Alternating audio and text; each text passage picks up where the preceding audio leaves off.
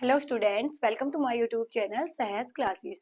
तो वैसे तो मैं अपने चैनल पे एस्टेट की वीडियोस ही डालती हूँ, लेकिन अब कमेंट्स में देखने को मिला कि जो सीटेट में टीजीटी साइंस का लेवल 2 का एग्जाम होता है, तो वहाँ पे साइंस और मैथ का एग्जाम है वो कॉमन होता है।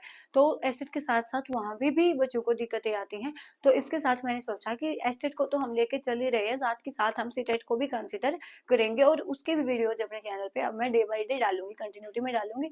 अब मैंने 1 डेढ़ महीना कोई भी वीडियो नहीं डाली है, लेकिन अब से हम चैनल पे कंटिन्यू वीडियोज हैं वो उनको डालेंगे।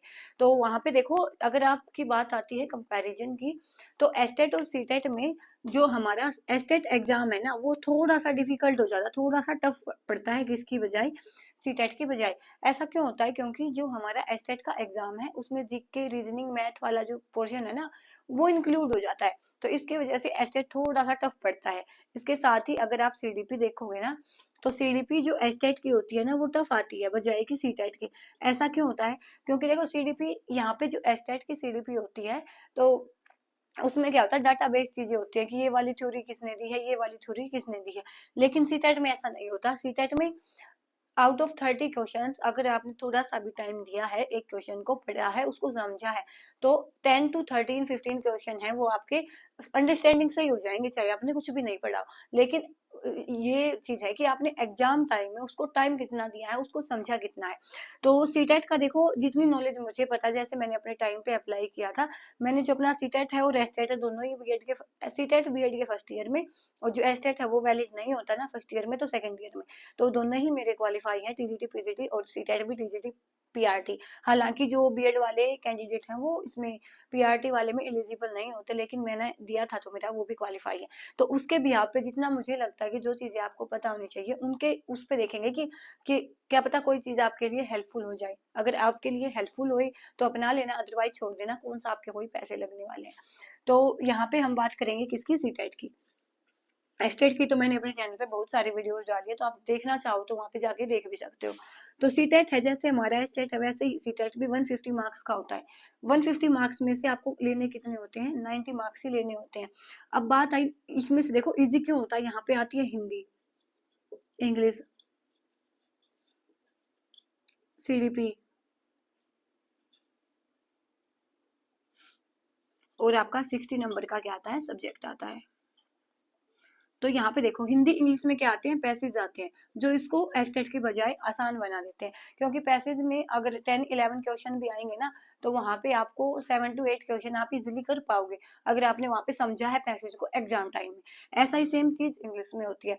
और सीडीपी एस्टेट की थोड़ी सी मुश्किल होती है, लेकिन सीटेट में क्या होता है, अंडरस्टैंडिंग होती है, कि आप समझोगे उन चीजों को, जानोगे, तो आपसे इजिली क्वेश्चन है वो अटेम्प्ट होंगे।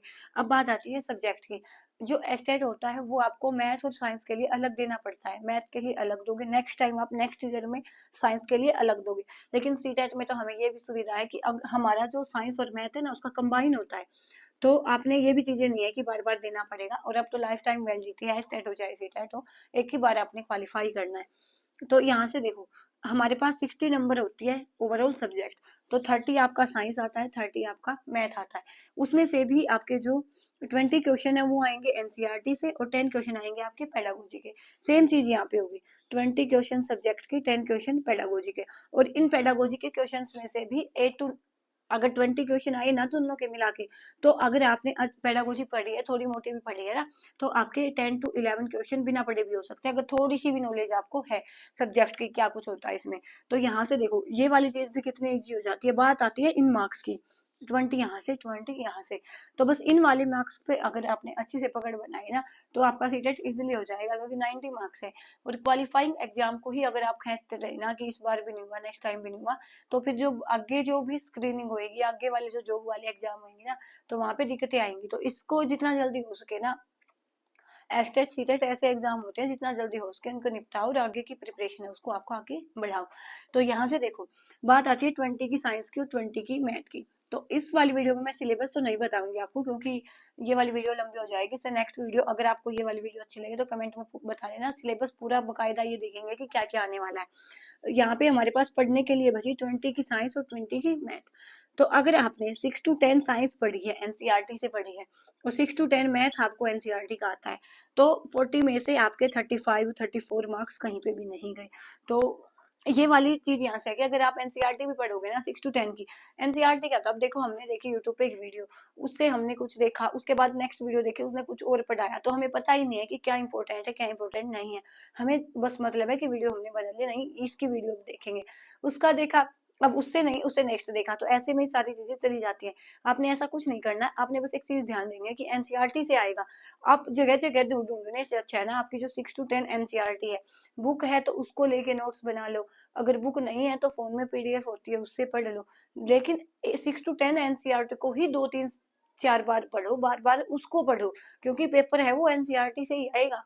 किसी के कहने या न कहने से कुछ नहीं बदलता, पेपर आपका एनसीईआरटी से ही आता, लाइन बाय लाइन उठ के आती है। तो जगह जगह चीजें, कंटेंट मैटर, इतना जितना ज्यादा कंटेंट होएगा वो मैटर नहीं करता। ये चीज है कि आपको मतलब एग्जाम ओरिएंटेड पढ़ते हो या नहीं पढ़ते हो, तो आपने चाहे थोड़ा ही पढ़ो लेकिन ऐसा पढ़ो कि आपके एग्जाम में काम आए। तो जगह जगह पे वीडियोस देखने से अच्छा है कि आप क्या करो, 6 to 10 की जो बुक्स है उनको उठाओ और कम से कम 2 से 3 बार उनको पढ़ो, बार बार पढ़ो, क्योंकि अगर आपने एक बार पढ़ा, नेक्स्ट टाइम आप पढ़ोगे ना तो कुछ चीजें आपको नई अपनी ही बुक में मिल जाएंगी जो आपने पहले भी पढ़ी थी, उसके बाद थर्ड टाइम पढ़ोगे तो उसमें और कोई कॉन्सेप्ट पता चलेगा। तो 2 से 3 बार आपने उनको रिवाइज करना है, क्योंकि ये वाली तो फिर आपके स्क्रीनिंग में भी काम आएंगी। तो जो चीजें हमें पता है कि काम आने वाली है उनको बार बार क्यों ही पढ़ेंगे, एक बार ऐसा पढ़ो कि दोबारा से उनको पढ़ना ही नहीं पड़े। उसके बाद हो सके तो आप इनके नोट्स बना लो, अपने नोट्स बनाओ, उससे आपको हेल्प मिलेगी, कैसे आप बार बार नहीं लिखना पड़ेगा। अब आपने मेन मेन पॉइंट के नोट्स बनाए हैं तो वहां से बार बार उन नोट्स को पढ़ लो, तो आपको जरूरत नहीं है एनसीईआरटी उठाने की, एक बार एनसीईआरटी उठाओ, बाद में उनको नोट्स बनाओ और उनको बार बार पढ़ लो। तो बस यही चीजें थी कि आप जगह जगह मत ढूंढो, यहाँ पे आप इनको एनसीईआरटी से पढ़ सकते हो। बाकी सिलेबस है जो हमारा साइंस और मैथ का, आप चाहते हो तो इसे नेक्स्ट वीडियो में लेके आ जाएंगे, नहीं तो देखेंगे कि यहाँ पे हम जो 6 to 10 एनसीईआरटी है उसको कंटिन्यू करेंगे। तो बस आज के लिए इतना ही, नेक्स्ट वीडियो में मिलेंगे नए टॉपिक के साथ, तब तक के लिए धन्यवाद, thanks for watching my video.